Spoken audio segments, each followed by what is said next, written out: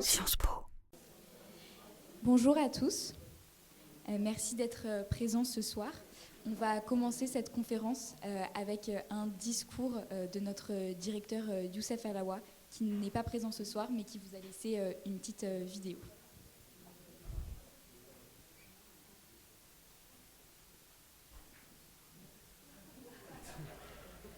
Bonsoir à toutes et à tous. Bienvenue sur le campus de Sciences Po à Menton pour cette conférence. Je remercie tout d'abord beaucoup Dimitri Krier d'avoir accepté notre invitation. Je remercie aussi infiniment Émilie et Mathilde d'avoir accepté de modérer et d'animer cette soirée. Je remercie aussi beaucoup Michel et Tala qui se connecteront tout à l'heure et qui s'exprimeront directement à vous en visioconférence.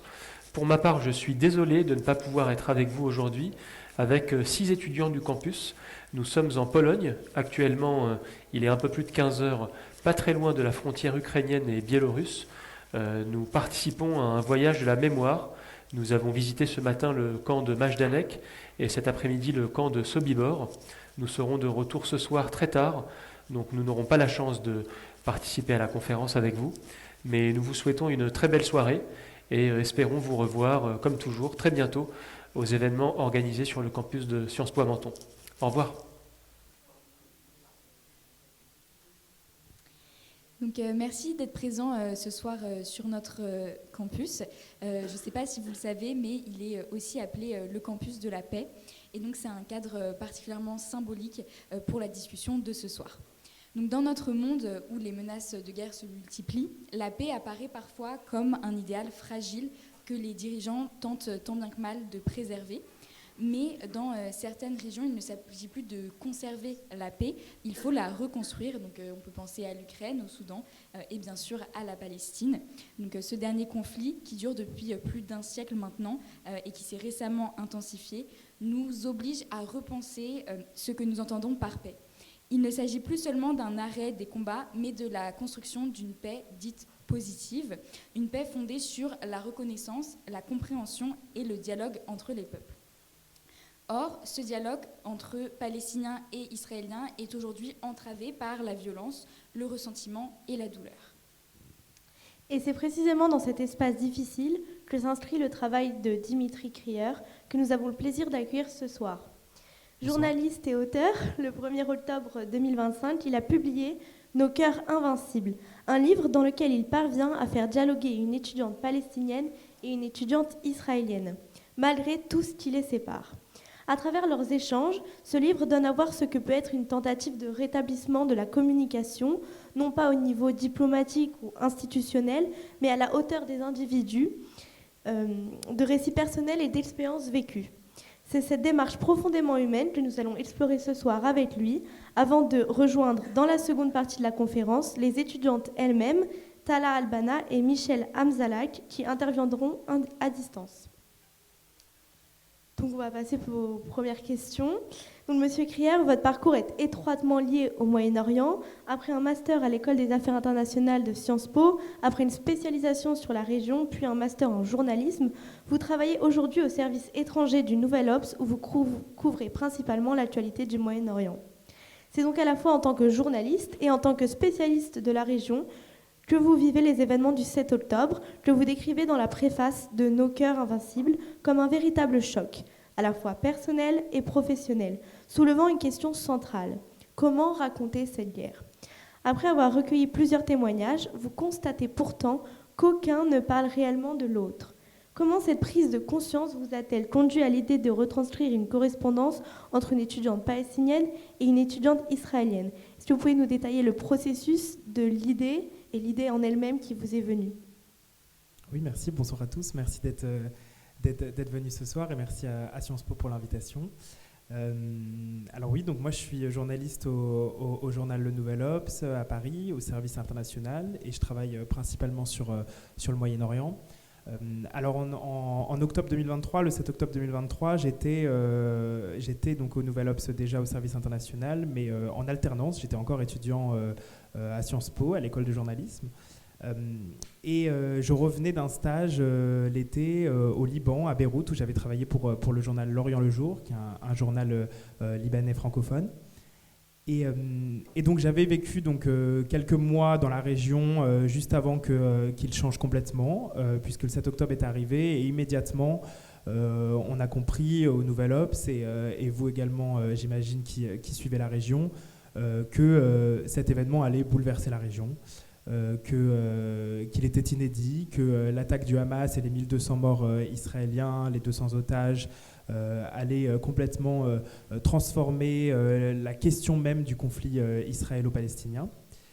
Moi, personnellement, je me suis immédiatement proposé pour donner un coup de main à mon service, traiter cette actualité énorme et qui intéresse aussi beaucoup la France. J'ai voulu donner, c'est vrai, la parole à la jeunesse, tout d'abord, parce que je suis toujours journaliste jeune, et donc j'avais envie de leur donner la parole, d'autant qu'en Israël et à Gaza, la jeunesse est majoritaire, 70% des Gazaouis et 50% des Israéliens ont moins de 30 ans, et c'est vrai que c'est une voix qu'on entend assez peu. Donc j'ai voulu leur donner la parole, d'abord en proposant à des contacts que je m'étais fait sur place de nous écrire un texte. On fait souvent ça, nous, au Nouvel Obs. On est un journal qui a une tradition un peu littéraire et on aime bien recueillir des témoignages à la première personne, donc des victimes de guerre ou de conflits qui nous écrivent directement à la première personne leur situation dans la guerre. Et donc j'ai trouvé deux Israéliennes, deux Palestiniennes de Gaza qui ont accepté de nous écrire ce texte-là. Et donc on a publié cette série d'articles que j'avais intitulé « Une jeunesse dans la guerre ». Et très rapidement, je me suis rendu compte que presque aucune de ces jeunes femmes ne mentionnait l'autre, en fait, dans ces textes, ne mentionnait ce voisin, cette voisine, et qui pourtant même était responsable de leur souffrance mutuelle. Et j'ai eu en fait envie de leur faire lire les mots de l'autre. Et c'est comme ça que m'est venue l'idée de commencer cette correspondance. Alors j'ai fait un peu des recherches, il y avait déjà des correspondances qui existaient entre des Israéliens et des Palestiniens. C'était souvent des hommes plus âgés, souvent des Israéliens et des Palestiniens de Cisjordanie, très peu, voire aucune, à ma connaissance, entre Gaza et Israël. Il y avait aussi, j'ai pensé aussi à ce roman de Valérie Zenati, Une bouteille à la mer, qui est un roman, donc c'est une histoire fictive, mais qui raconte une Israélienne qui envoie une bouteille à la mer à Gaza avec une lettre, et un Palestinien de Gaza tombe sur cette lettre, et ils engagent tous les deux une conversation par email. Et je me suis dit que peut-être ça pouvait être intéressant de lancer cette idée.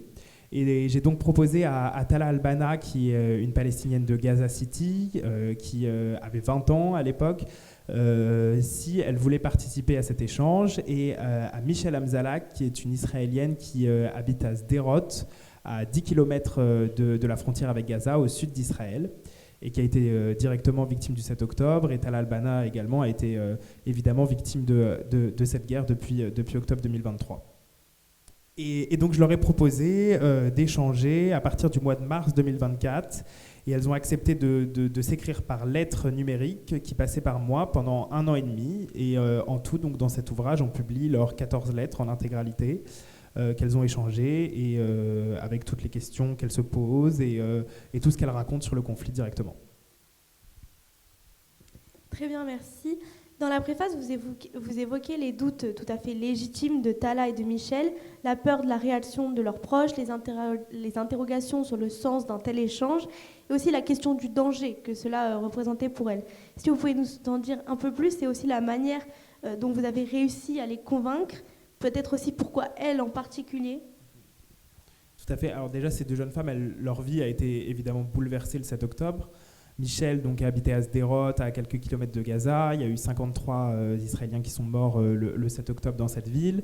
Elle est restée enfermée pendant 48 heures dans un abri chez elle avant de pouvoir sortir, être libérée. Elle a pu observer les corps dans sa ville, et elle a été déplacée chez la famille de son copain pendant 8 mois au centre d'Israël. Et Tala, dès le 14 octobre, a été aussi déplacée de Gaza City, et a été déplacée, il me semble, 5 ou 6 fois durant cette guerre. Elle a vécu les bombardements, elle a vécu la famine. Elles ont toutes les deux perdu des proches.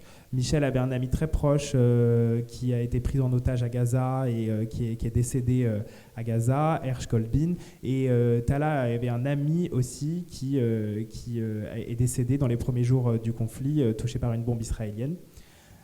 Donc je leur ai proposé ce projet. Évidemment, j'avais à l'origine très peu d'espoir qu'elle l'accepte. Mais je voulais quand même tenter. Tala m'a tout de suite paru pas spécialement fermée à l'idée, étonnamment. Elle voulait quand même prendre conseil auprès de ses proches, c'est ce qu'elle a fait. Elle a demandé à plusieurs de ses amis qui l'ont déconseillé de faire ce projet. Ils lui ont dit que ces mots allaient être retournés contre elle, que ça allait être dangereux, et puis qu'en plus qu'elle ne connaissait pas l'identité réelle de l'Israélienne avec laquelle elle allait engager un dialogue. Mais c'est son père qui l'a convaincu. Son père, il a une tradition particulière puisqu'il a fait partie, il a été cadre parmi l'autorité palestinienne avant que le Hamas prenne le pouvoir à Gaza. Et donc il avait déjà échangé, dialogué avec des Israéliens. Il appartenait donc plutôt à cette branche-là politique et il lui a donné son accord de participer à ce projet. Michel, elle était plus partante. Elle est engagée politiquement à gauche. Contre le gouvernement Netanyahou, contre la guerre. Et elle n'avait jamais parlé à des Palestiniens de Gaza. Elle a une histoire en plus particulière puisqu'elle a grandi à Jérusalem dans la seule école mixte du pays, hand in hand, où il y a à la fois des étudiants israéliens et des étudiants palestiniens citoyens d'Israël. Donc elle avait déjà rencontré des Palestiniens.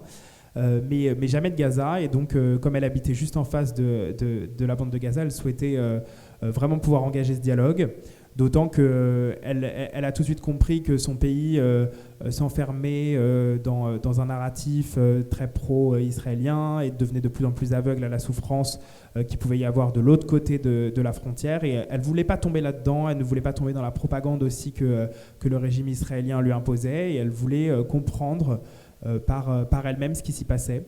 Et elle a demandé aussi conseil à sa famille. Sa mère lui a conseillé de faire attention aux mots qu'elle utilisait. Aux mots notamment, on pense à apartheid, à génocide.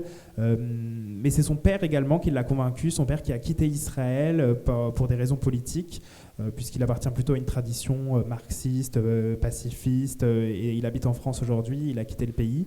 Et donc il l'a convaincu aussi. Donc moi, ma manière de les convaincre, ça a été donc tout simplement de leur proposer ce projet, de leur dire que c'était un moyen pour elles d'échanger, de comprendre ce qui se passait de l'autre côté de la frontière, mais aussi de raconter leur propre histoire, que c'était aussi pour porter la voix de leur peuple et de ce qui se passait chez elles. Je leur ai aussi dit qu'elles n'avaient pas à tomber d'accord, que ce n'était pas une négociation, que ce n'était pas un discours, qu'elles ne devaient pas tenir un discours politique, mais que c'était simplement un échange, pouvoir se comprendre, pouvoir raconter aussi sa souffrance à l'autre, sans forcément les comparer. Et c'est vrai que très rapidement, je leur ai dit aussi, je pense qu'une des paix qui est envisageable peut-être, c'est d'accepter qu'il y a des récits parfois contradictoires. Et on peut accepter ces récits contradictoires et trouver quand même un terrain d'entente et accepter et avoir de l'empathie aussi pour l'autre. Et elles ont finalement donc accepté toutes les deux ce projet. Aussi, ce qui a convaincu Tala aussi, c'était le proche que Michel avait perdu. Le fait que l'Israélienne avait également perdu un de ses amis proches qui était otage à Gaza l'a beaucoup touchée et elle a voulu comprendre pourquoi et voilà. Et aussi, je dirais que ce que j'ai voulu aussi peut-être leur dire, c'est que leur histoire était très similaire. Elles sont toutes les deux étudiantes en droit, elles habitent à 10 km l'une de l'autre. Et que, non pas que leur vie est similaire, puisque Tala vivait enfermée dans la bande de Gaza, sous blocus depuis une quinzaine d'années, mais que leur histoire était presque interchangeable et que l'une et l'autre auraient pu finalement naître de l'autre côté de cette frontière et que voilà, qu'elles n'étaient pas responsables et qu'elles étaient toutes les deux victimes de ce conflit. Merci beaucoup. Une fois le dialogue engagé, votre rôle ne s'arrête pas seulement à la mise en relation, mais vous devenez aussi un intermédiaire qui est très présent dans l'échange. C'est concrètement, les deux étudiantes vont s'envoyer des lettres donc via WhatsApp, rédigées en anglais, que vous relisez avant de la transmettre donc à l'autre. Comment est-ce que vous avez vécu cette position d'intermédiaire et quelles limites vous êtes-vous vous-même fixé pour ne pas influer sur le fond de l'échange? Oui, alors très rapidement, donc je leur ai proposé d'échanger des lettres numériques. Alors les lettres, c'est vrai que ça peut paraître un peu ancien, désuet, mais j'ai trouvé que c'était une bonne manière de pouvoir leur laisser le temps de se lire, de réfléchir à ce qu'elles voulaient s'écrire aussi, de penser. En plus, moi, je travaille donc pour le Nouvel Obs, qui est un journal écrit, donc il fallait que ça passe par une trace écrite. Donc c'est le format que je leur ai proposé, des lettres numériques qui passaient par moi. Je leur ai dit donc que cet échange devait passer par moi parce que ça avait un but journalistique, que nous, on devait informer les lecteurs du Nouvel Obs de ce qui se passait sur place. Et donc, moi, le rôle que j'ai joué, c'est leur suggérer de parler de certains événements, de parler de certaines choses sur leur vie personnelle, puisque elles ont toutes les deux une appétence pour l'écriture, mais c'est vrai qu'elles sont assez jeunes, ce ne sont pas des écrivaines expérimentées, moi non plus d'ailleurs, mais en tant que journaliste, je leur ai proposé parfois d'aborder tel événement d'actualité. Je leur ai demandé si elles voulaient raconter l'histoire de leur famille, si elles voulaient raconter leur point de vue politique sur tel événement, sur ce qui se passait, sur tel groupe politique, sur tel gouvernement. Et donc c'est comme ça que moi je leur ai suggéré dans la lecture. Donc ça se passait toujours un petit peu en plusieurs versions. Elles m'envoyaient une première lettre, je la relisais, je leur faisais des suggestions, puis elles me renvoyaient. Une fois qu'on était tous les deux d'accord, moi je la traduisais pour la publier en français sur le site du Nouvel Obs, et j'envoyais la version en anglais à Michel, qui répondait ensuite dans le même processus. Donc voilà, moi j'ai honnêtement très bien vécu ce rôle d'intermédiaire, puisque j'ai découvert à travers leur écriture de jeunes femmes extraordinaires qui ont choisi les mots plutôt que les armes. C'est un peu bateau dit comme ça, mais c'est vrai qu'en ce moment c'est rare. Et puis elles ont une écriture incroyable, elles ont un don pour raconter ce qui se passe, ce qu'elles ont vécu, leur compréhension de la situation est vraiment très étonnante et très appréciable. Donc moi j'ai très bien vécu ce rôle d'intermédiaire, j'ai pas eu d'obstacle particulier sur ce sujet. Merci. Et ce livre, il apparaît un peu original dans le milieu du journalisme, puisque là, vous ne vous contentez plus seulement de raconter, vous créez réellement les conditions du dialogue. Et donc, est-ce que ce projet a modifié votre conception du journalisme ? Oui, alors c'est vrai que c'est un projet qui est un peu différent de ce qu'on peut faire en tant que journaliste. Aujourd'hui, la presse aussi est confrontée à une situation économique très compliquée. Il y a de moins en moins de personnes qui lisent la presse, donc il faut aussi, nous en tant que journalistes, trouver des sujets, des angles originaux, des idées qui peuvent intéresser le lecteur.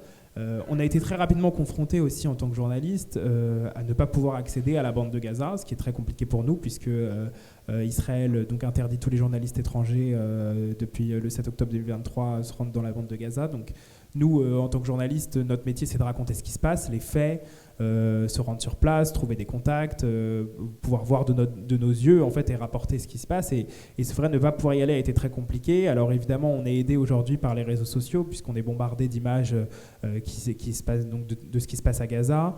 Mais il y a quand même un travail de vérification à faire. Trouver des contacts est compliqué. Pouvoir les appeler aussi par téléphone, il y a beaucoup de problèmes de réseau, donc parfois les contacts sont pas faciles à créer. Et donc moi j'ai eu, c'est comme si un peu Israël nous avait forcé à travers cette interdiction à être créatifs et à trouver des idées originales. Donc voilà, j'ai eu cette idée de les faire correspondre. Moi je trouve que ce texte de Tala et Michel est un objet journalistique, un objet littéraire, mais aussi un objet historique. Puisque je pense que sincèrement on peut relire cet échange dans 50 ans et il nous permettra toujours de comprendre ce qui s'est passé depuis octobre 2023 dans la région.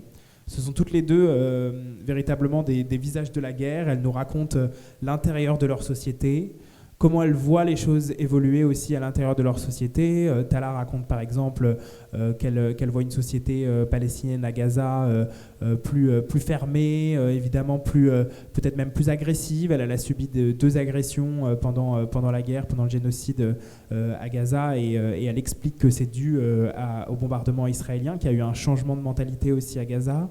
Michel, elle raconte aussi évidemment le changement de mentalité en Israël, l'impossibilité de pouvoir se confronter, de pouvoir voir la souffrance des Palestiniens. Elle le raconte à travers des exemples très précis. Michel, par exemple, veut projeter un jour dans son université à Sdérot un film qui a été nommé aux Oscars et qui a même gagné un Oscar, Novembre, qui est un film qui a été produit par des Israéliens et des Palestiniens sur la colonisation en Cisjordanie. Et en fait, elle se confronte à un groupe d'extrême droite au sein même de l'université qui interdit la projection de ce film. La police est obligée d'intervenir et elle comprend que la police va plutôt soutenir en fait, le groupe de manifestants à la projection plutôt que son groupe qui veut projeter ce film. Et puis voilà, donc elle raconte toutes sortes de scènes. Je pense aussi à une autre scène où Tala nous écrit que lors d'un de ses déplacements du nord au sud, elle doit prendre donc un espèce de bus, une sorte de bus, et elle doit choisir entre s'asseoir à droite du bus où elle observe donc tous les bâtiments détruits, les ruines de Gaza, ou à la gauche du bus où elle voit donc la mer et la plage et les milliers de tentes de réfugiés qui sont installées sur le sable. Donc ce sont des scènes vraiment bouleversantes qui nous racontent vraiment la guerre depuis l'intérieur. Donc c'est assez inédit. Je pense que ça reste un objet journalistique puisque nous, notre but en tant que journaliste, c'est de raconter ce qui se passe et qu'elles le font. Et donc moi, j'ai été simplement un intermédiaire. Alors j'aime pas le terme, je leur ai donné une voix. Et d'ailleurs, elles ne l'aiment pas non plus parce qu'elles n'ont pas besoin de moi pour s'exprimer. Elles savent le faire toutes seules. Mais en tout cas, de porter leur voix à l'étranger ou de l'amplifier d'une manière ou d'une autre à travers le Nouvel Obs ou cet ouvrage publié par Flammarion. Et donc voilà, c'est pour moi, ça reste quand même pour moi un objet journalistique, même s'il est aussi un livre plutôt littéraire ou un livre historique. Voilà. Merci beaucoup, Monsieur Krier, pour ces éclairages donc, sur le projet et sur la manière dont le dialogue a pris forme. Nous allons maintenant entrer dans la deuxième partie de cette conférence. On va donner la parole à Michel et Tala. Sans qui ce livre n'existerait pas. Cette deuxième partie va se dérouler en anglais, mais il y aura un peu de français de temps en temps. So, can you hear me? Oh.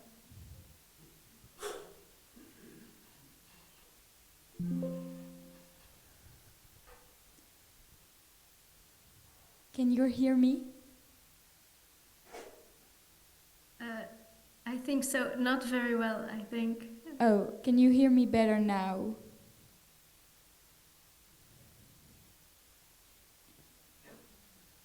I can hear Michelle well, but I can't hear anything else. Yeah. I know they are speaking, but I'm not able to understand what they are talking. Okay, and Yeah. is it better now? I think a little bit. A little bit? Yeah.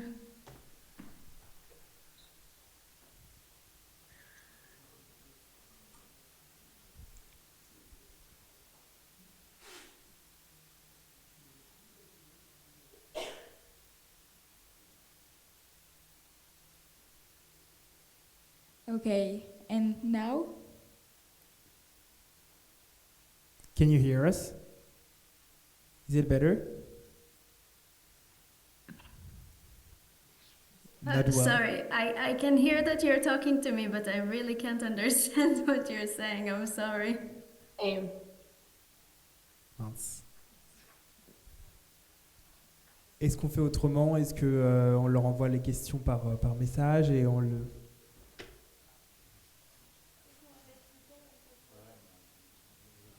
Peut-être oui, on peut continuer à parler, ouais. Oui, effectivement, on avait d'autres questions, donc on peut peut-être les faire. Est-ce que vous pourriez nous parler du fait qu'à un moment, il y a pu avoir dans ce dialogue des difficultés, des obstacles, ou même des moments où vous avez remarqué que ça fonctionnait même mieux que ce que vous auriez pu imaginer. Oui, l'obstacle principal auquel j'ai été confronté, c'est qu'en fait ce projet était tellement sensible que tout aurait pu s'arrêter du jour au lendemain et qu'on a vraiment fonctionné en fait lettre après lettre, sans savoir si on allait pouvoir continuer ce projet, sans savoir si l'une et l'autre allaient décider d'arrêter, de répondre, arrêter de lire l'autre. Donc ça a été vraiment un projet très sensible, ça a été vraiment le principal obstacle. Il y a eu des obstacles aussi plus pratiques. Tala, évidemment, vivait donc dans une situation très compliquée, parfois avait du mal à se connecter, avait du mal à avoir du réseau, sa situation physique et mentale parfois ne lui permettait pas d'écrire. Elle a été malade, elle a été déplacée de chez elle, elle a vécu donc dans plusieurs endroits différents, donc ça a été un obstacle aussi important. Après, je dirais que globalement, on a reçu des critiques plutôt positives à l'égard du livre, puisque le livre n'est ni pro-Gaza, ni pro-Israël. Simplement, on a été confronté parfois, notamment dans les interviews qu'on a pu faire et dans les conférences auxquelles on a été invité, au fait que Tala et Michel sont un peu différentes des militants du camp de la paix habituels qu'on a l'habitude d'entendre sur Israël et Palestine, tout simplement parce qu'en fait elles sont plutôt jeunes, qu'elles n'ont pas connu les intifadas, la guerre du Kippour, la guerre de 6 jours, les accords d'Oslo, que c'est quelque chose évidemment qui fait partie de leur histoire familiale, mais elles ne l'ont pas connu directement, et elles, ce qu'elles connaissent réellement, c'est cette guerre en fait. Et peut-être que c'est vrai qu'on a eu parfois des retours, certains militants du camp de la paix trouvaient peut-être que Tala n'était pas assez peut-être compréhensive sur ce qui se passait en Israël, sur le fait que le peuple israélien était traumatisé par le 7 octobre, ou qu'elle était peut-être trop complaisante envers le Hamas. Elle, dans ses propos, s'est toujours dissociée du Hamas, mais elle ne s'est pas dissociée de la résistance palestinienne. Elle a toujours condamné les actes violents contre les civils, mais elle a toujours été pour une forme de résistance palestinienne, plutôt pacifique. Et donc moi, ce que j'en ai conclu, en fait, voilà, à ma petite échelle, c'est que peut-être que cette guerre, en fait, allait tout changer, et elle a déjà tout changé dans les mentalités, puisque c'est cataclysmique ce qui s'est passé là-bas. Et peut-être que le point de dialogue entre les deux peuples ne se situe plus au même endroit. Peut-être que voilà, ce point où est possible un échange, un dialogue, une négociation, c'est peut-être rapproché du camp palestinien. Et c'est vrai quand on lit ce texte que Michel, l'israélienne, donc, fait plus de concessions envers Tala que l'inverse. Et c'est peut-être en fait ça la nouveauté aussi de cet ouvrage, et la nouveauté de cette génération, c'est que peut-être que le dialogue désormais entre Israéliens et Palestiniens nécessite, au vu de la situation, au vu des 70 000 morts à Gaza, que les Israéliens fassent plus de pas envers les Palestiniens qu'auparavant, si on veut atteindre une forme de négociation, une forme de dialogue. Merci beaucoup pour votre réponse. Je pense que je vais pouvoir passer à l'échange avec les filles, puisque ça marche. So we are very pleased to welcome you both, and thank you for accepting to be with us this evening. Before we begin, I'll let you briefly introduce yourselves in a few words, if you'd like. Okay, I can start. Thank you so much for inviting us, and yeah, it's also our pleasure and our honor to be part of this. And we're always supportive to any youth awareness or any youth empowerment. So yeah, my name is Tala, and I'm a Palestinian student. I am based currently in Ireland. I'm studying there. I was born in Gaza, and I just left Gaza in the late days of August. I'm currently doing human rights and law as a bachelor degree. And that's it. Thank you. Thank you. Hi, nice to meet you. Thank you very much for inviting me. I'm Michelle. I'm Israeli. I live in Jerusalem right now. When I was writing the project, I was living in Sderot, which is a southern city in Israel. and I'm a student. I'm now doing my master's degree in international law. Perfect. Thank you so much. So we can start now with the exchange. So at the beginning of the book, Mr. Krier mentions the hesitations and doubts that preceded the beginning of your correspondence, concerns about how your relatives might react, questions about the meaning of such an exchange, and also fears about consequences. So when Mr. Krier first proposed this project to you, what was your immediate reaction, and what ultimately convinced you to take part? Okay, how would you like to organize things? Would you like, or would you mind to just tell us who should start? Because, yeah, this can be better. Yeah, you can start. Okay, yeah, Dimitri offered me this before he started contacting Michel, because he was a little bit afraid that I may refuse taking part of this. But for some reason, that's true, I was reluctant to take part in this project because I never had any contact with any Israeli people before, and all the stories that I ever heard before was so negative, because when Palestinians communicate with Israeli, it will be much humiliating to them, because they are soldiers, so we're not expecting them to be I don't know, kind or like a human, you know? So yeah, and any Gazans person would deal with those people as this. So yeah, we're not expecting them to be kind with us, but in the same time, they are soldiers. But contacting Michel was so different, because we were talking as student, as humans, as normal people. So even when we're discussing controversial topics or some sensitive question, we were so respectful and we were so open. So that was a turning point. Even if I was reluctant in the first letter, that was more relieving. Okay, I sought advice from my father, and he encouraged me to take part in this project, which truly made a huge encouragement for me, because the youth in my age would be reluctant to do so, because as I said, our experience is so limited, and when we are treating or when we're dealing with Israeli, they would be soldiers. So yeah, we would be so afraid of being considered as traitor, or traitor for the homeland. Yeah.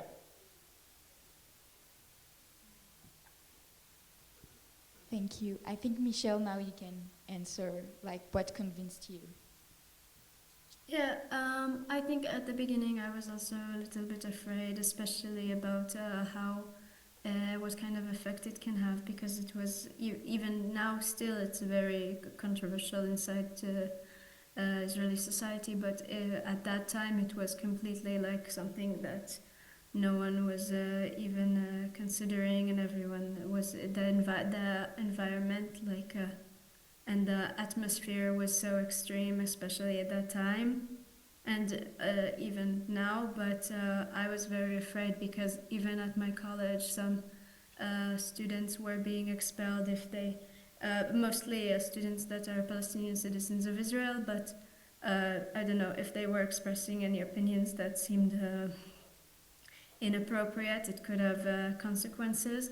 So I was worried, but yeah, I thought about it, and I felt like it's a very good opportunity for me to be exposed to something that is very limited in my exposure, that I don't see in the media and I don't really understand fully. So I thought it was an opportunity that you really can't refuse for your own ability to actually understand the world.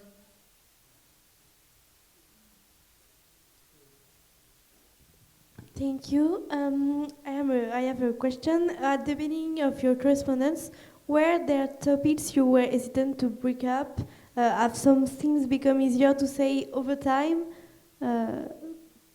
Tala, you can start, I think. Do you mean when I felt like it's much easier to keep going in the correspondence, or No, more like, did you hesitate to bring up topic Okay. in your letters at the beginning, and did it become easier over time? Okay, yeah, like part of the hesitant was that I should be more cautious and careful choosing my question, my words, how I would react with her, you know, and even like my reaction to maybe the experience that she was like facing. So yeah, I was a little bit afraid of like using misleading words or vague words that may like misinterpreted or me used against of my stake or against of my like people, you know, because we can't separate ourselves from our societies. Like in the societal view, like you're always representing the people of your land. So any vague words of mine would be like misinterpreted. So yeah, I was a little bit afraid and careful, and I'm always trying to be um, like aware of what I'm choosing of words till now, and authentic in the same time, because sometimes yeah, we should be authentic.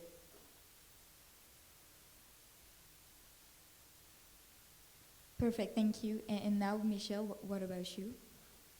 Yeah, I think at the beginning we were still figuring out like what we were comfortable talking to with each other, and also um, I can't speak for Tala, but for me, I haven't had any experience like publishing in the media, so I was also figuring out like what I'm comfortable talking about publicly at this moment, what kind of topics I want to get into.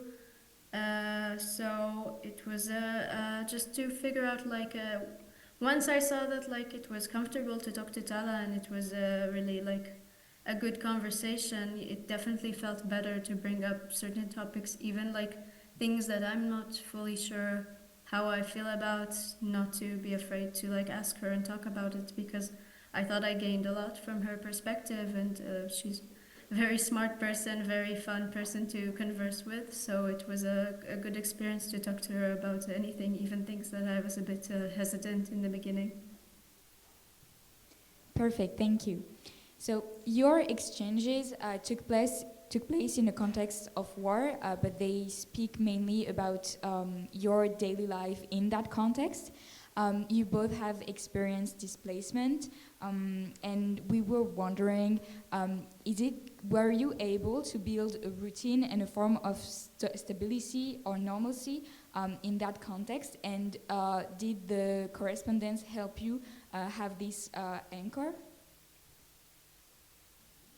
Yeah, like many times I was like feeling that this space become more as like a psychological uh, safe space. Like when we were trying to just share uh, our stories, like the stories of our people, and what we hear in the news, what we prefer, what we don't prefer.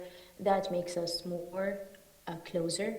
That makes us aware that we are like-minded, that we can discuss openly, that we can like vent out sometimes, or just release all the like the fears that we have maybe towards each other. So yeah, that was so important, and I feel like okay, we can't only discuss the political issues. We should sometimes just forget everything and try to be like more open, to be just humans and discuss the social aspect, discuss like student fairs, for example, aspiration, love stories, friendship, habits, books, animals. Yeah, so that was so important in our correspondence. Yes, thank you. What about you, Michelle? Yeah, I definitely felt at some point like it was a really like a good experience for me to write out what I'm feeling, because I didn't feel like I had a lot of space just to talk about it with anyone. And I do realize now that like as we were writing, I was also talking to Tala about things that I didn't really speak to anyone else about at the time. So yeah, I think it really helped me like digest the situation, and more like a really safe space, because of sometimes my opinions or my thoughts were not necessarily accepted in my immediate like area in the same way. Thank you. So in your response, in your answer, Tala, you talked about the more out of politics context you both talked about. And what struck me when I read one of your letters, Tala, was how you talked about being a girl and being a woman in a war context. And so I was wondering how the war has affected the way you relate to yourselves, to your femininity, and to your image. Oh, this is so good a question.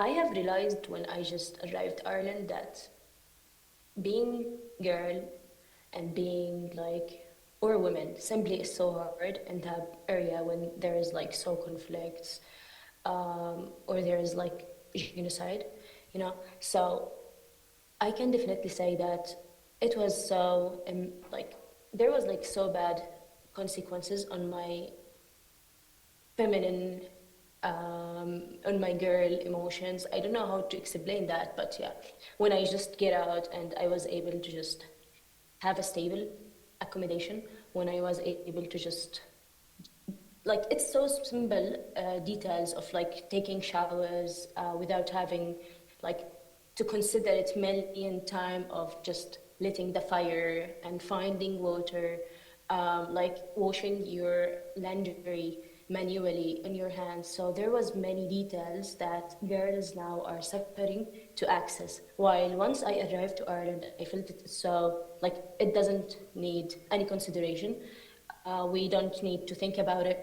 We just do it. So yeah, I felt so, I don't know, like I felt so self-respected when I arrived here because many women and girls in Gaza were prevented and still prevented from these kind details, these tiniest details. So yeah, being girl is so hard there, or being woman, because like in the simplest routine days, women may get harassed, women may get many humiliation treatment just to secure food, to secure the basics needs for her or for her kids, for example, or her family. So there is a huge responsibility in women in Gaza Strip now. And even the intervention before the many, like now there's a reduction in many organization in their budget. So there is many programs stopped. So you can imagine when they were like organization and they were like many programs launched in Gaza, there was like many lack, there was many gap, there was many people struggling. And now with the cut off in the budget, we don't hear a lot in the media about these stories, but I have lived it. And like, yeah, I can remember, and I don't like to talk about it a lot now, but like, yeah, being fat, like famine affected women more than anyone because like, for example, mothers won't be able to feed themselves while seeing their small siblings or small son and daughters, like the children, are being starving. So yeah, I was dealing with women all the time, and I was encountered by their stories. So I feel like, yeah, they are so affected. Thank you.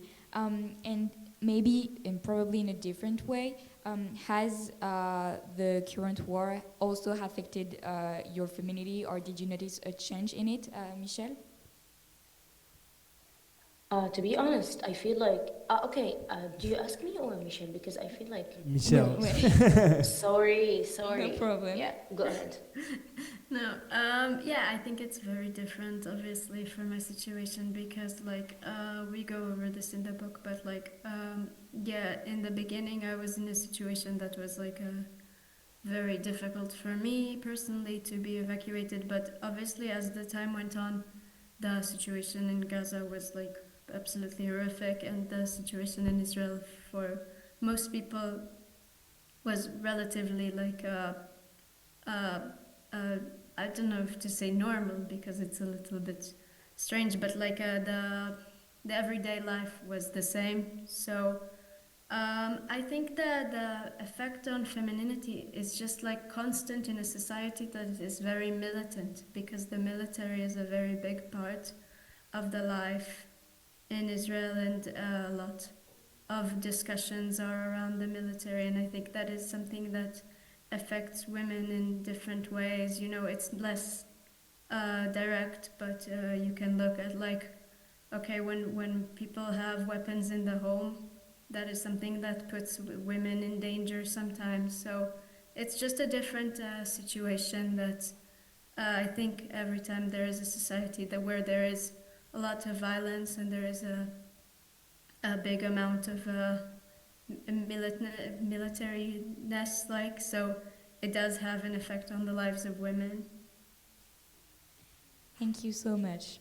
Now on to another topics. Both of your letters were written in English, and it's not your native language.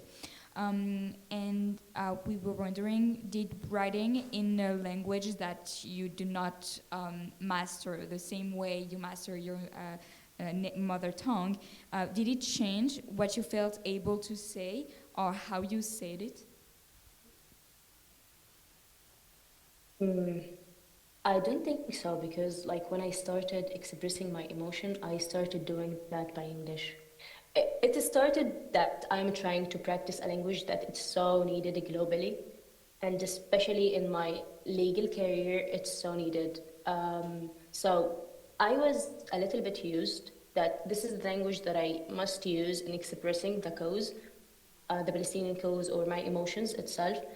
Uh, it's another way to escape the reality, because like if I want to express my true emotion in Arabic, it's much rich and it's much expressive for me.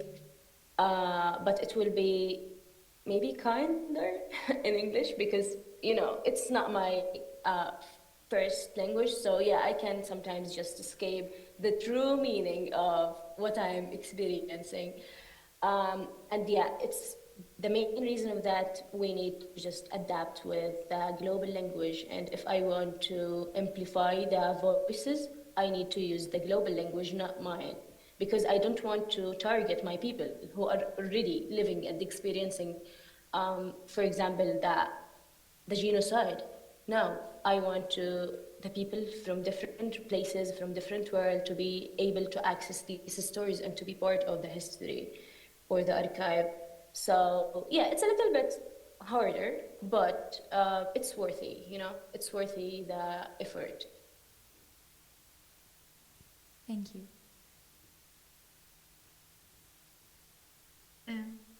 If you want me, Yeah. I can answer too. I guess I think it is like a little bit harder. It's more hard like out loud, like, than it is to write, because you can have time, and we do have tools like on the internet, Google Translate, whatever, to try to find the words if we can't really find them.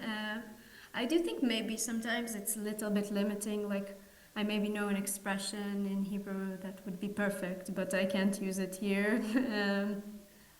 But I think, like Tala said, yeah, I try to do a lot of things in English because it's an important language, and so is French. And you know, like the thing that to me is more worrying, like, okay, I have some control over the English, but the book was published in French initially, and you know, even translation, like people say you can't translate like 100% true to the source. You're always putting a little bit of interpretation in every translation. So, you know, I trust Dimitri, but I can't really speak for every single word that was chosen every single time. But I am studying French, just so you know.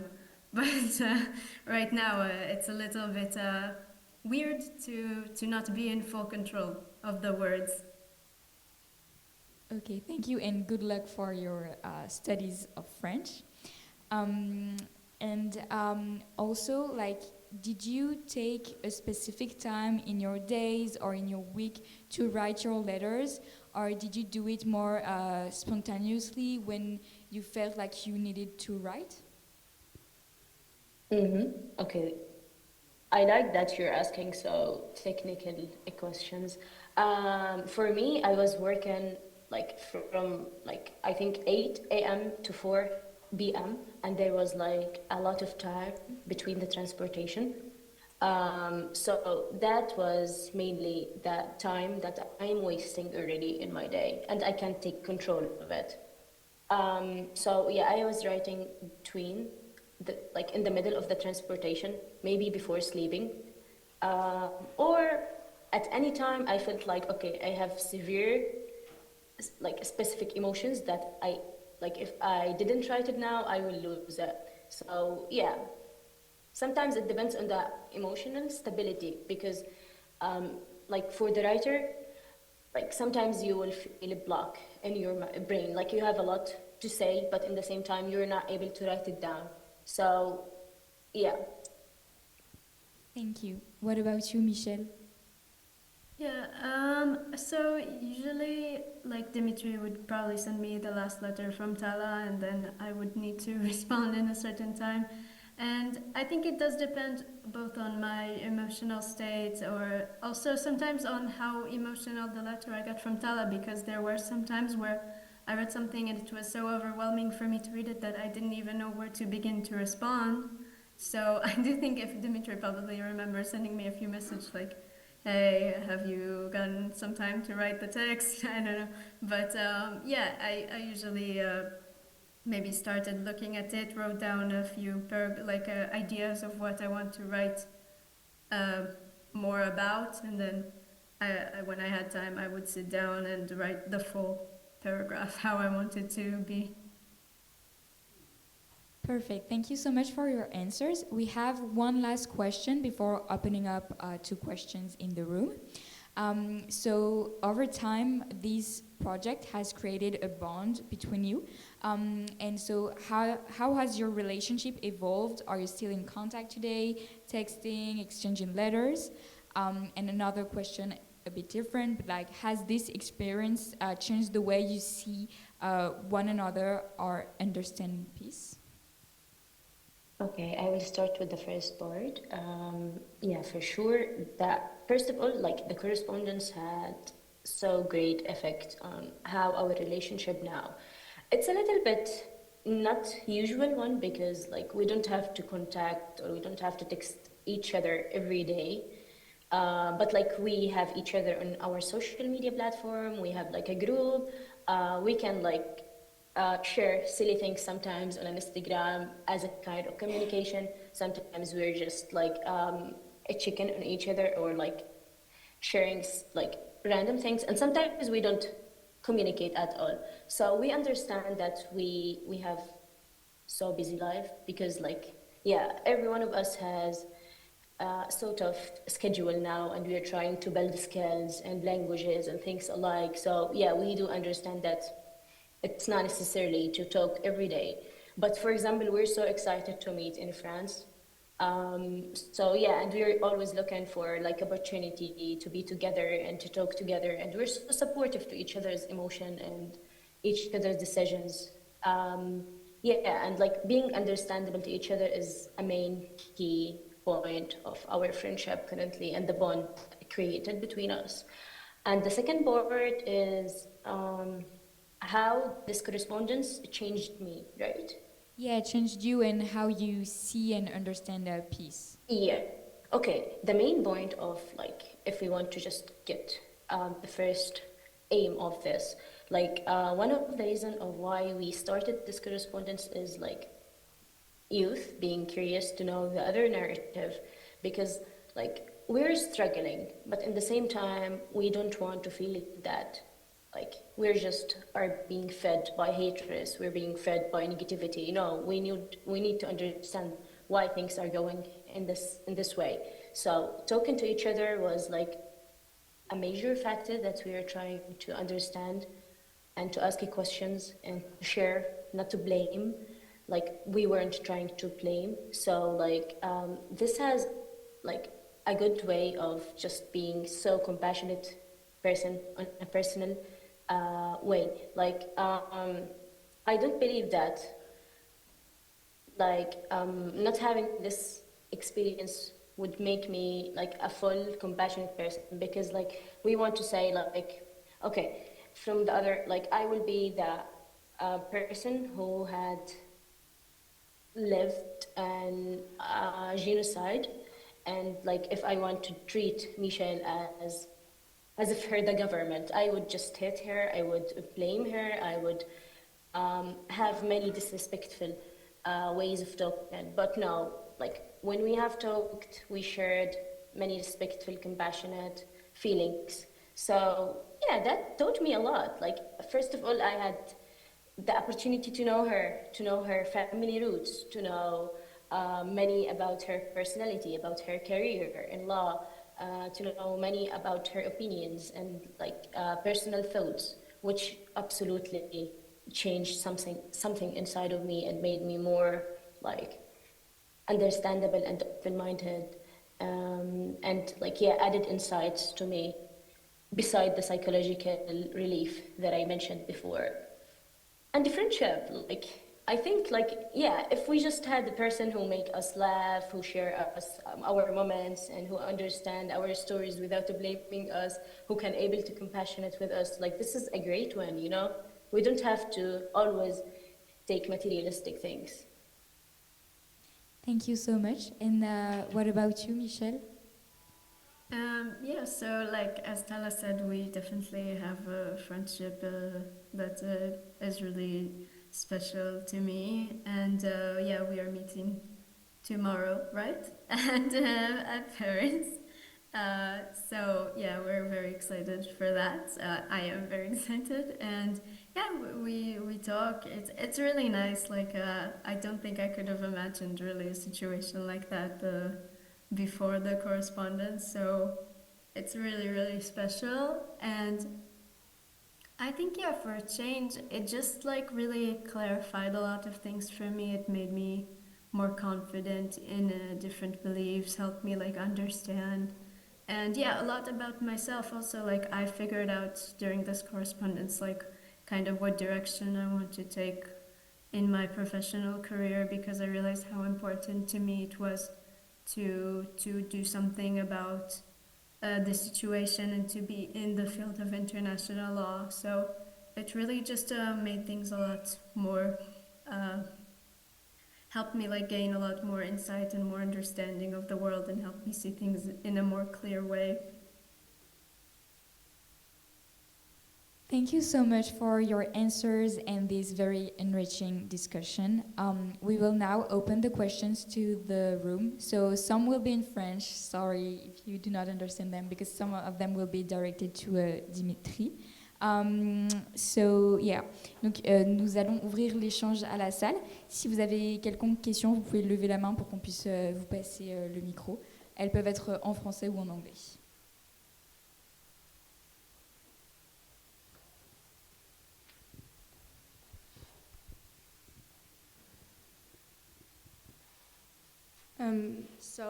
I'm very grateful to be here and to have the opportunity to discuss to you directly.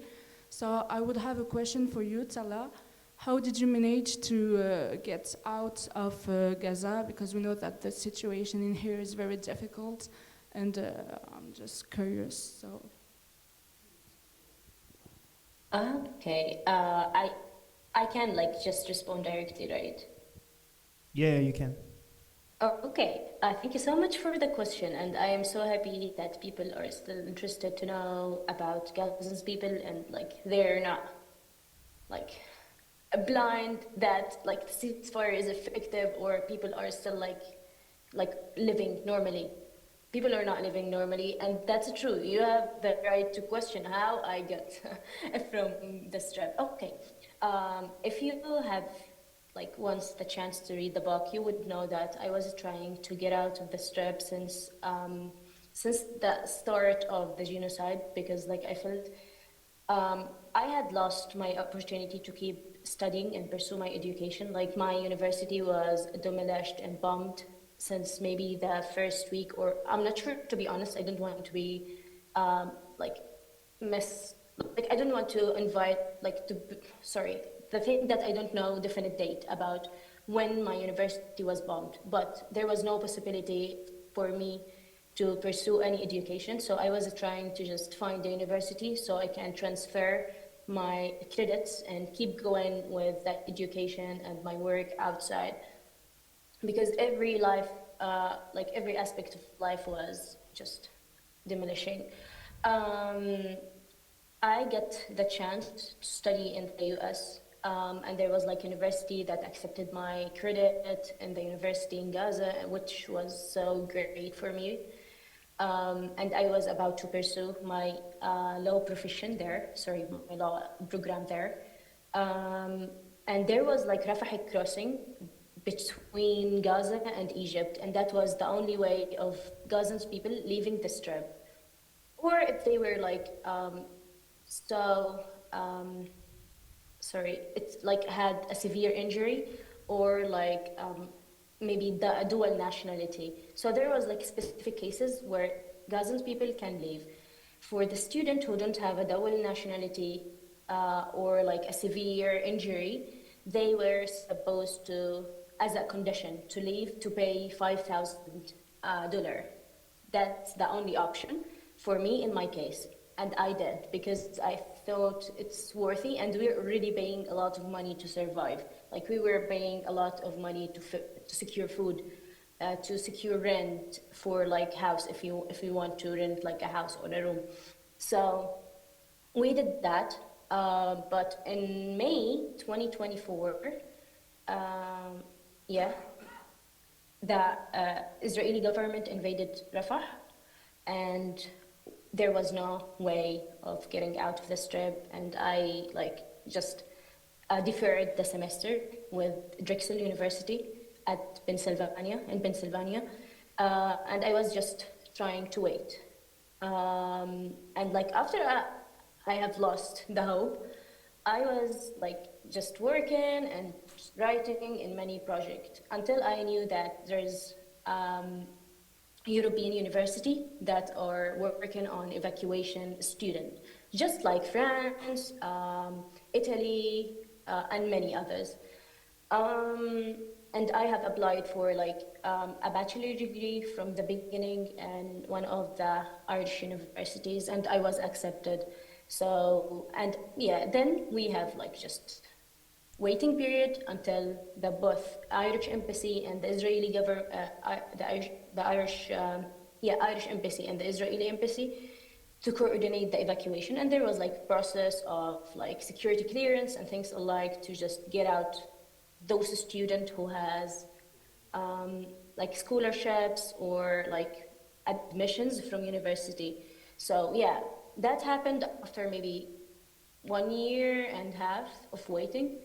And it wasn't easy because it was so stressful, and I couldn't have the chance, for example, to say goodbye in a proper way, because like we cannot guarantee the Israeli soldiers to approve us to get out.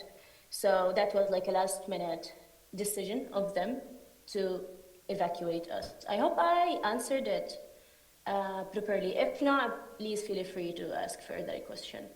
Thank you. Une question?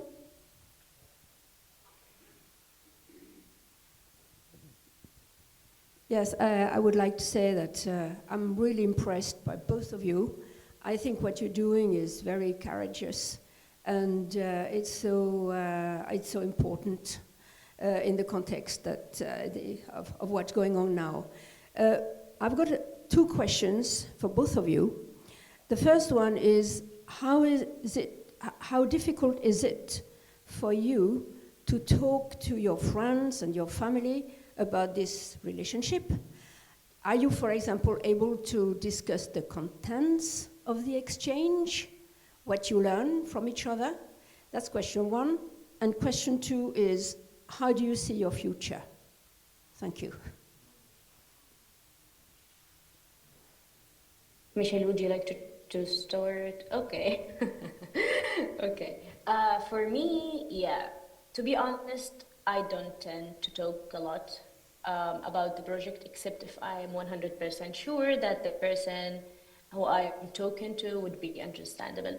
And because of now I'm in Ireland, there is like, people would be much neutral, or like peaceful in terms of like any term of conflict. So I will be brave to just say about this project. But among, for example, the Palestinian, among the Arab people that I know, I will be a little bit careful, and I will make sure that I'm providing wide context, like, and I will add many justification of why I entered the project, of why Michelle is a great person, that I like made me so encouraged and made me so open, and like, you know, like I will add many context and justification of why I entered this a project. And to be honest, I would be a little bit afraid if this book was translated to Arabic, because I will be criticized harshly. But yeah, I won't say no if there was a proposal, but the thing that in my back of my mind, I will be stressful about people's opinion, because despite how we're believing on ourselves, the cause that we're defending, the ideas and the principles, the values, people's, if they were like so harshly criticizing us, we will be like affected in some way. So yeah, I will be so afraid talking and mentioning this among like the Palestinian people, except if I provided many justifications and context about Michelle, about the situation, about my aim of this. Like I will, yeah, this is the main, this is the first question. The second question, what my hopes for the future? My hopes for the future, to be honest, is to keep talking about all these violations that is happening in Gaza, in Sudan, in Iran, in different places in the world, and not to be selfish of just having the normal routine life and just watching normally others' places are burning out while we're silent and just busy on our.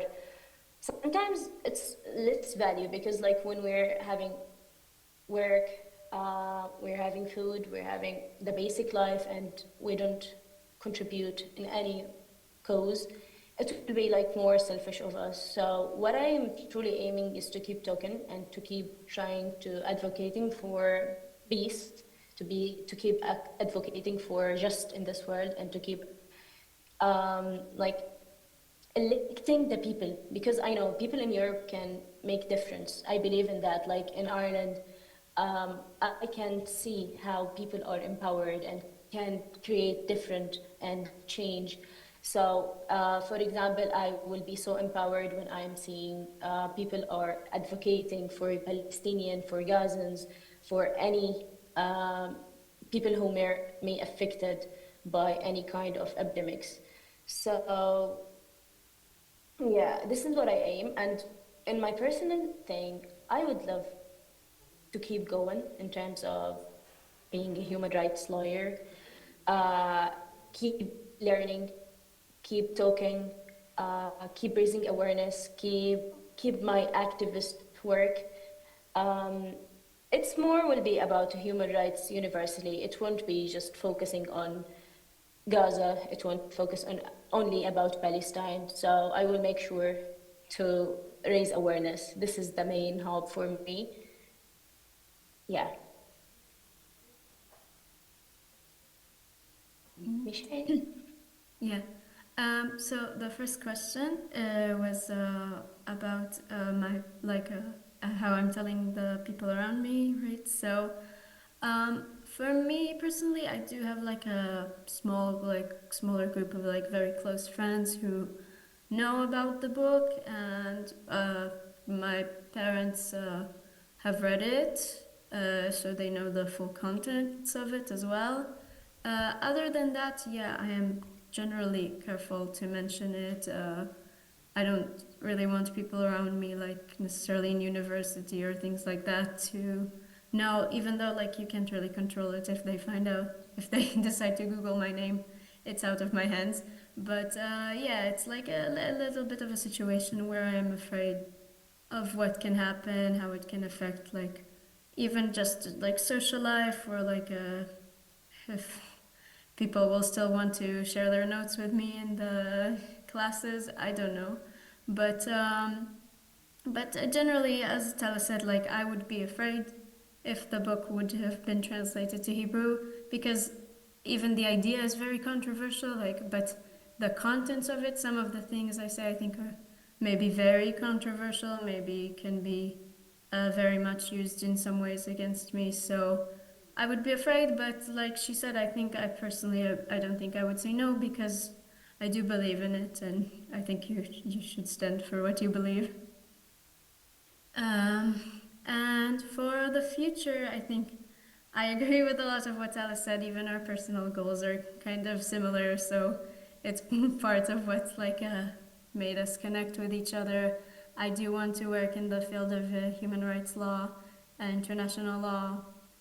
I want to feel like, even on a small scale, like as much as one person can do, I am trying to make some change in the world for the better.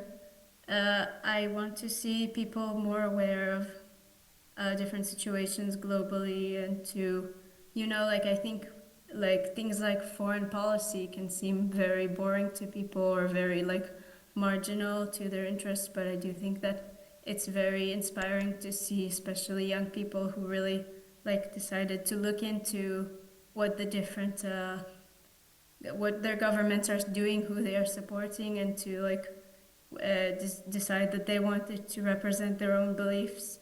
So yeah, I really hope to see more of that in the world.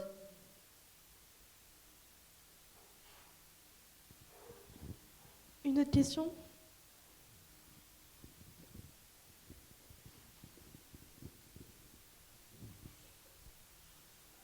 Bonsoir. Déjà, je souhaite vous remercier pour cette conférence qui était très intéressante. Déjà, du coup, on voit que dans un contexte de génocide à Gaza, ces deux étudiantes ont quand même réussi à avoir un dialogue pacifique. Ayant moi-même eu l'opportunité de me rendre en Palestine, j'ai pu un peu voir les réalités du conflit. Du coup, je me pose une question.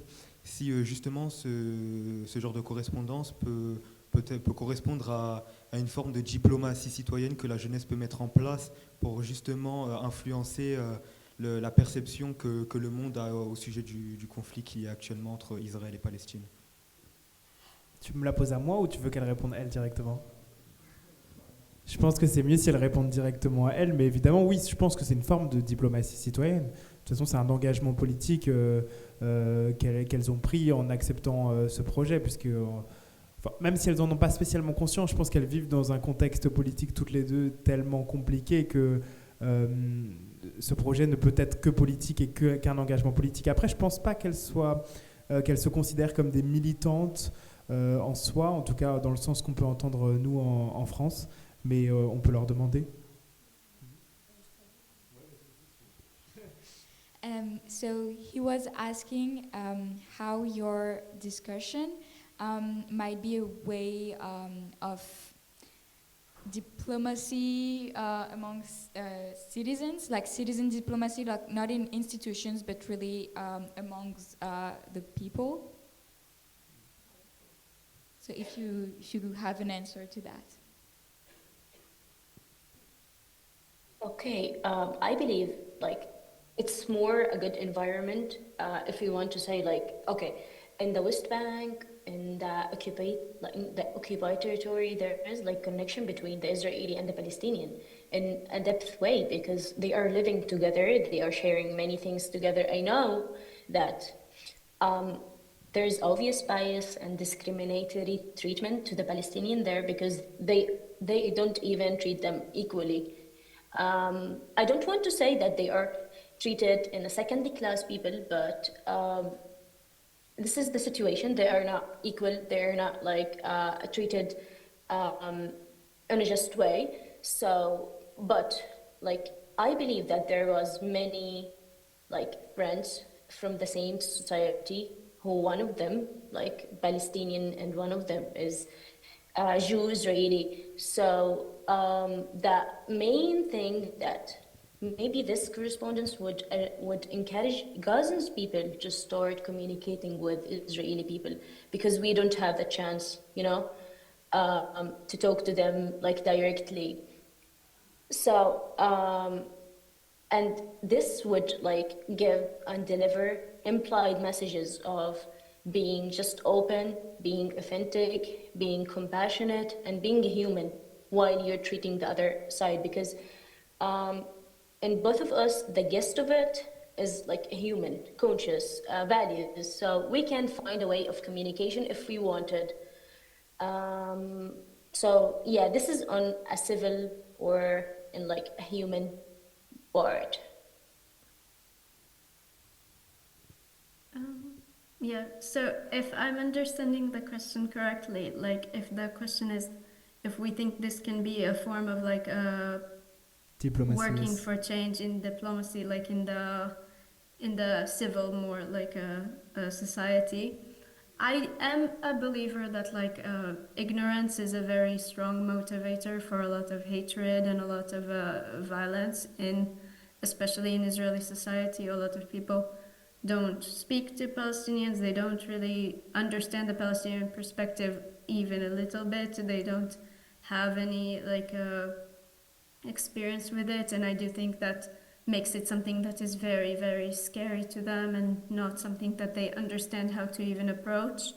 So I am of the belief that it can make a change in society if people were talking to each other more and were more open to conversation. Of course, I don't think that that is the answer to every problem in Palestine, and that is in some way can solve the problem of the occupation or the genocide or anything like that.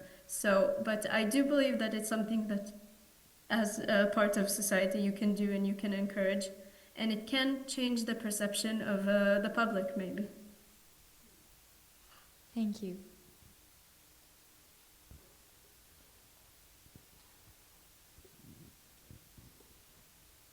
Good evening to both of you. I think you are doing a great job trying to talk, trying to understand each other. But I like facts, historical facts. I would like you to answer me, both of you, which other state in the world has been refugees for the last 80 years? Then in 2005, Israel went out from Gaza and left the Palestinian authorities be in contact. If I'm not correct, tell me. Then, Tala, you talked about genocide 3 times in your lecture.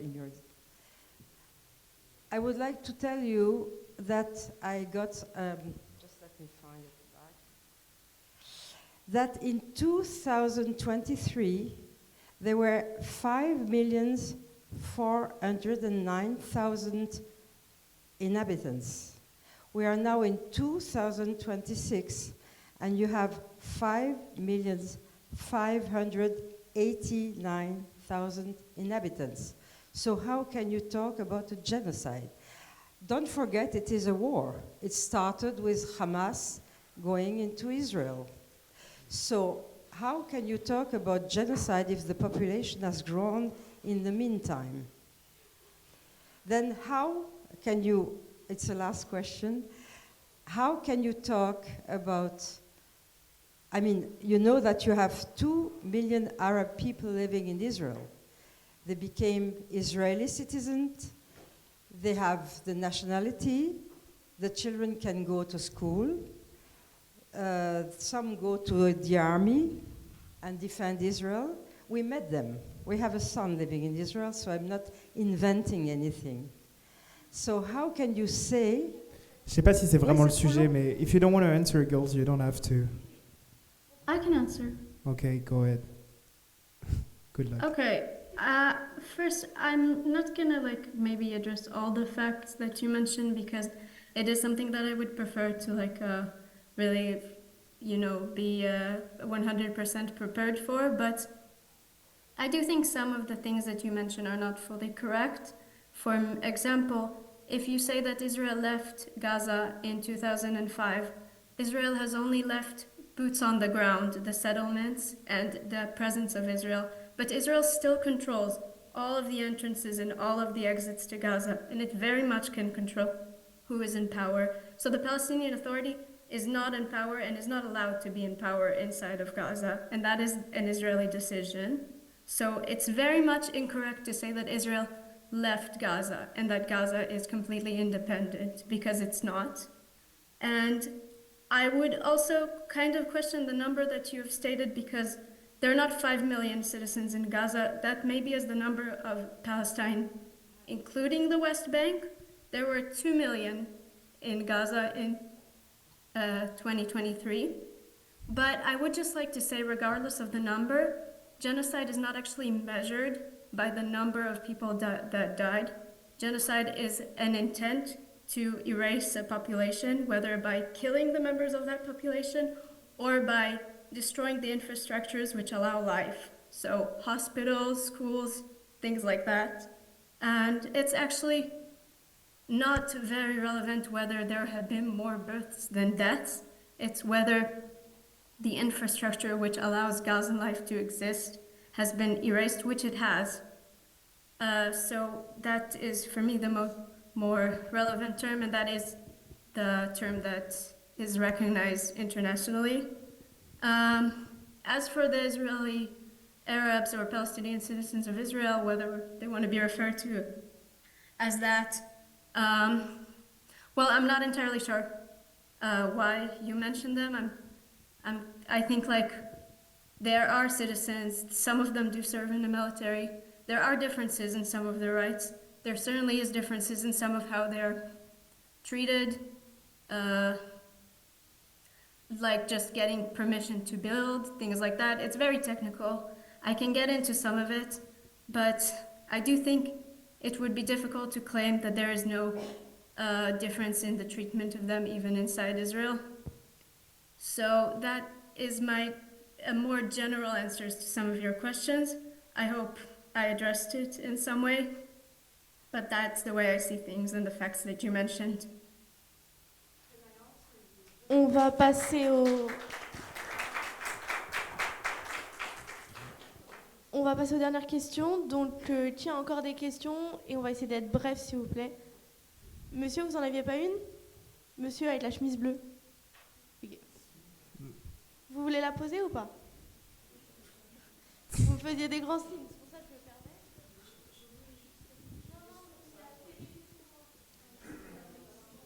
Okay, so first of all, I thank you for this conference, for this discussion, open discussion. I'm still not convinced about the use of the word you are using. And I think that if you want to achieve any solution, you have to weight your words and to understand the suffering of the others. But talking about a genocide is something which is for me shameful, because, you know, a genocide. Monsieur, je ne pense pas que ce soit le sujet de ce soir, de juste parler de génocide ou pas. En plus, elles ont été sur place pendant toute la durée du conflit. Je ne connais pas votre histoire, mais je ne sais pas si vous y avez été. Je pense que c'est un petit peu déplacé aujourd'hui de leur poser cette question-là, de leur dire qu'elles n'utilisent pas les bons mots alors qu'elles ont vécu depuis 15 mois quand même la guerre. Donc je suis désolé, monsieur, mais cette promo se fait aussi cette promotion du livre se fait aussi dans la bienveillance, et je ne pense pas qu'elles ont à répondre à cette question-là.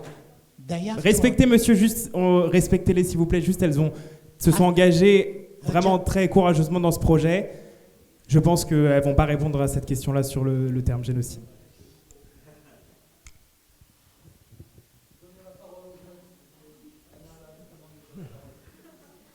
Dimitri, can you translate what's happening? Because I do have the right to understand what is happening. No, we're fine. We're just not going to answer this question. Juste, ça faisait plusieurs minutes.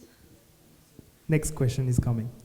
Bonsoir, déjà merci pour cette conférence. Et moi j'avais une question justement un peu qui s'adresse un peu plus à Monsieur Dimitri. Donc je voulais vous poser la question suivante. Pensez-vous que l'approche que vous avez abordée en faisant dialoguer ces deux étudiantes victimes de ce conflit géopolitique peut être à nouveau abordée avec d'autres personnes qui subissent des conflits similaires, comme par exemple celui des Kurdes actuellement au Moyen-Orient, ou bien celui des Ukrainiens dans le cadre du conflit russo-ukrainien? C'était ça ma question. Oui, bien sûr, je pense que c'est un format qui a permis de traiter ce conflit et qui pourrait fonctionner pour d'autres, évidemment. Alors après, toute proportion gardée, est-ce qu'aujourd'hui, un Russe et un Ukrainien accepteraient de parler, accepteraient d'échanger, malgré toute la propagande qu'il y a, malgré tout ce qui se passe Peut-être, ce sera un beau projet, mais je ne sais pas si ce serait vraiment réalisable. Pour les Kurdes, pareil, ce serait également très intéressant. Peut-être qu'on pourrait les faire dialoguer également avec d'autres peuples de la région. Oui, je pense que c'est un projet qui pourrait fonctionner avec d'autres situations, d'autres conflits, oui, tout à fait. En tout cas, moi, ce que j'ai voulu faire, c'est donner la parole à des victimes, en fait, qu'elles puissent s'exprimer et raconter leur histoire et raconter la guerre de leur point de vue. Donc voilà, là, c'était toutes les deux des victimes. Après, est-ce que la question se pose dans d'autres conflits, quoi? Merci beaucoup. Alors désolé s'il y a des questions qu'on n'a pas pu traiter, mais on va devoir conclure. Dimitri restera un peu avec nous après, donc si vous avez des questions à lui poser directement, vous pourrez. Donc pour conclure, cet échange épistolaire que vous collectez dans Nos cœurs invincibles nous montre que la paix ne se joue pas seulement au niveau des institutions ou des accords diplomatiques, mais aussi dans la manière dont on apprend à écouter et à comprendre l'autre. Donc innover dans de nouveaux moyens de communiquer, de partager l'information, de transmettre le savoir, c'est devenu un nouveau mode de construction de la paix, et vous nous l'avez prouvé donc avec ce livre, dépasser certaines barrières du coup de l'ancien temps, des anciens codes, pour rapprocher les êtres. Et voilà ce que nous laisse comme empreinte ce livre, c'est la paix dans le lien avec l'autre, construire une relation pour comprendre. Et c'est ce que nous retiendrons de Nos cœurs invincibles. Juste devant, vous avez la librairie Les Mandarins qui vous permet donc d'acheter le livre de Dimitri Krier, et il va aussi dédicacer, signer le livre qu'il vend si vous voulez, si cela vous intéresse. Voilà, on se retrouve dehors. Bonne soirée à tous. Merci beaucoup, merci. Thank you, girls. Comment? Ah oui, et on remercie, on applaudit très fort Michel et Tala, s'il vous plaît. This is for you, girls. Thank you so Excusez-moi. much. Thank you very much. Sciences Po.